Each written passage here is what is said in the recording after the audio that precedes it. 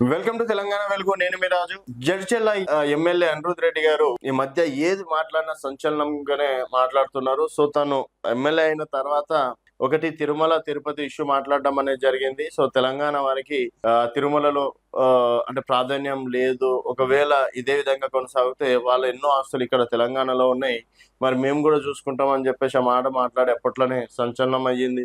తర్వాత రాత్రికి రాత్రే అక్కడ ఉన్నటువంటి ఒక ఎంఎన్సి ఫార్మా కంపెనీ ద్వారా రైతులు ఆగమవుతున్నారని చెప్పేసి దాన్ని పేల్చేస్తామని చెప్పేసి మాట్లాడడం. తర్వాత ఇక్కడ ఉన్నటువంటి ఎమ్మెల్యేలు దాదాపు ఒక 20 మంది రహస్యంగా ఒక ఫామ్ హౌస్ లో కూర్చోవడం, దానికి అధ్యక్షతన అనిరుద్ రెడ్డి గారే వ్యవహరించడం, ఇట్లాంటివి కొన్ని ఏది చేసినా కూడా సంచలనంగా మారుతున్నారు. ఇప్పుడు కూడా కీలక వ్యాఖ్యలు చేశారు. ఆ రాబోయే అసెంబ్లీ సమావేశాల్లో బాంబ్ పేలుస్తా. సో అసెంబ్లీ చిట్చాట్ల వేదిక ద్వారా జర్నలిస్ట్తో కొన్ని విషయాలు పంచుకున్నారు. ఈసారి తెలంగాణ రాష్ట్రంలో సారా దుకాణాలు ఓపెన్ చేయాలి అని కోరుతున్నాం. సో కేసీఆర్ ఎప్పుడైతే వచ్చారో అప్పటి నుంచి ఈ సారా దుకాణాలపై అడ్డుకట్ట వేసి వారికి కొంతమందికి ఉపాధి కల్పించడం అనేది జరిగింది. కొంతమందికి దాని ద్వారా నష్టపోయిన వారికి ఆయా రంగంలో ఏదో రకంగా కేసీఆర్ గారు ఇది చేశారు, కొంతమంది గాలికి వదిలేశారు. సో తండాలలో చూసుకున్నట్టయితే ఏంటి, బేగం బజార్లో చూసుకున్నట్టయితే ఏంది, ఓల్డ్ సిటీలో చూసుకున్నట్టయితే ఏంది, సారా అనేది విపరీతంగా కాసేవారు. సో ఈ సారా ఎప్పుడైతే మాయమైందో నకిలీ కోటర్లు, నకిలీ మద్యం అనేది ఊర్లూర్లో ఇది చేయడం ఎక్కువైంది. సో ఇక్కడ సారా బంద్ చేస్తేనే కదా కోటర్లు తాగేది. ఇక్కడ సారా పెట్టుకొని సారా ఎంత ఉంటుంది, 50 రూపాయలు ఒక అది కళ్ళు సీసా అంత ఉంటుంది అది. సో అది ఉంటే 50 రూపాయలు, 100 రూపాయలు, ఇది ఏకంగా ఫుల్ బాటిల్ అంటే తక్కువలో తక్కువ 800, 1000 రూపాయలు ఉంటుంది.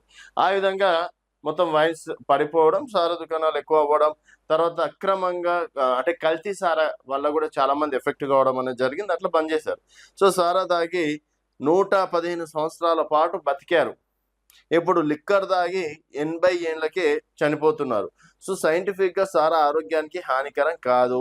ఇటీవల కొన్ని రాష్ట్రాలు సారా దుకాణాలు ప్రారంభించారు.